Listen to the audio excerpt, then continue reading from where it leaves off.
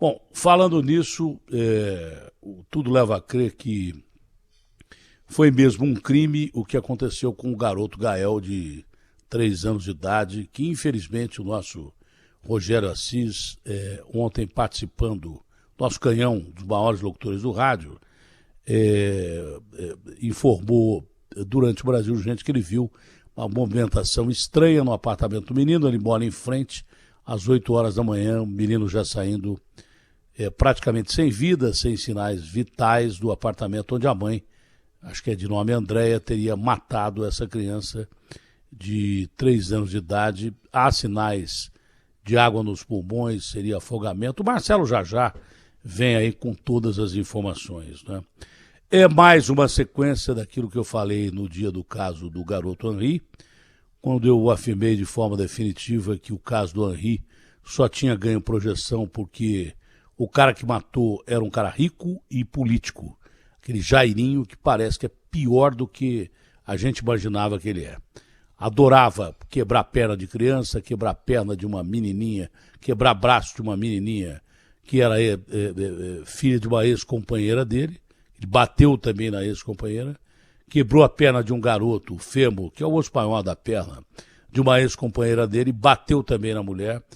Um psicopata da pior espécie que só a Monique podia aguentar e permitir que continuasse uma relação conflituosa com esse cara, porque ela tinha uma vida boa e com isso custou a vida do filho dela e custou-lhe a liberdade também. Já vai tarde, está na cadeia com aquele canalha. Eu disse que não era o primeiro caso, lembrava de outro caso que chamou a atenção da Isabela Nardoni, mas lembrava que não seria o último caso, infelizmente, logo depois da pequena Kathleen, que foi morta pela mãe e pela madrasta, com participação talvez da avó, que foi indiciada também nesse caso da pequena Kathleen, aquela garotinha que no mesmo estado do Rio de Janeiro acabou apanhando com fios de televisão e acabou vindo à morte também.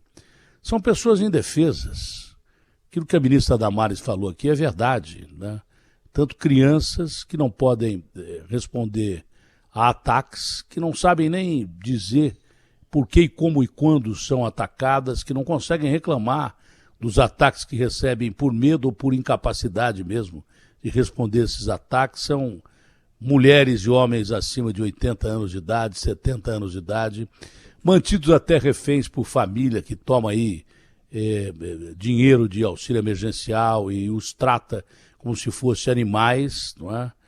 E mulheres que vivem com esse tipo de gente da pior qualidade, como esse sujeito lá de Curitiba, Manvalier, aquele monstro em todos os sentidos. O cara é um baita cara grandão, não sei se dava aula de artes marciais ou era professor de educação física, aquele que começa batendo na moça dentro da garagem, depois bate no elevador, depois joga a moça do 4º andar e diz que não matou, que bateu, mas não matou. Canalha.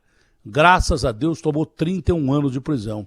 E isso significa que a justiça foi feita. Tomou 31 anos de cadeia e acho que devia voltar para esse tipo de crime da não progressão de pena.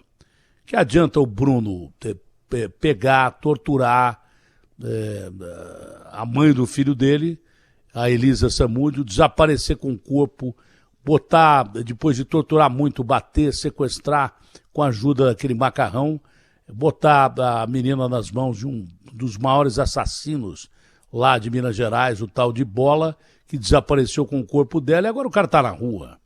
Devia tomar... Ele tomou 26 anos de cadeia, voltou para 23 e está na rua, entendeu? De progressão de pena, cumpriu determinada parte da pena, foi para a rua. Esse tipo de crime tinha que ser cumprido da integralidade. Se aquele canalha fica pelo menos 23 anos na cadeia, serviria de exemplo, mas não fica. A mesma coisa esse sujeito aí, esse Manvalier. Esse sujeito devia ficar 31 anos na cadeia, exemplo, mas não fica. E aí incentiva esses outros canalhas a baterem mulher. Porque o que aconteceu com o Henri, com a Kathleen e agora com o Gael, está acontecendo nesse exato momento em alguma parte do Brasil, onde crianças apanham, crianças são levadas a presos dentro de cadeia, a deturpados da pior qualidade, meninos e meninas para serem violentados. Não lembra aquele caso do Nordeste brasileiro, onde um pai levava o filho de 11 anos de idade para um canalha de um pervertido sexual se aproveitar dessa criança? É uma canalice que existe no Brasil inteiro. Infelizmente é uma realidade. Turismo sexual ao longo das estradas aí, os nossos irmãos caminhoneiros sabem muito bem disso, os de bem, que são a grande maioria, esses que levam as riquezas do Brasil. Que turismo sexual é feito com criança na beira de estrada? Era feito dentro do CEAGESP. Quer dizer, nós estamos vivendo um mundo que se torna cada vez pior com a pandemia, onde o ser humano mostra o que tem de bom, bacana, o que tem de extraordinário, que ajuda do solidário povo brasileiro. Se assim não fosse, a gente não teria arrecadado 85 milhões de reais até agora na campanha do Band Abraço. Abraça essa ideia contra a fome, né? Ideia do Rodolfo Schneider, abraçada pelo Johnny Saad e pela família Saad, e quase 20 mil toneladas de alimentos. Isso é o lado bom que apareceu durante a pandemia, da solidariedade do povo brasileiro, onde o bem é maioria, graças a Deus. Mas também tem o lado monstruoso das pessoas psicopatas, que se tornam mais psicopatas, que estão mais próximas das vítimas, que chegou a aumentar em 400% o nível da violência doméstica. E se você não sabe, a maioria dos ataques sexuais acontece dentro de casa, principalmente contra criança e incapaz. Sempre aconteceu.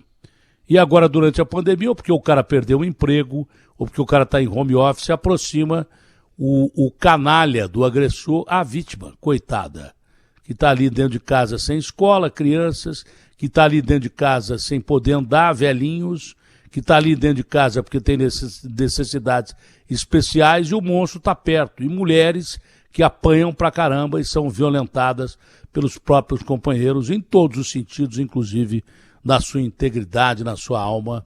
Todos os dias há casos de agressão exacerbados e isso precisa parar. Precisa parar.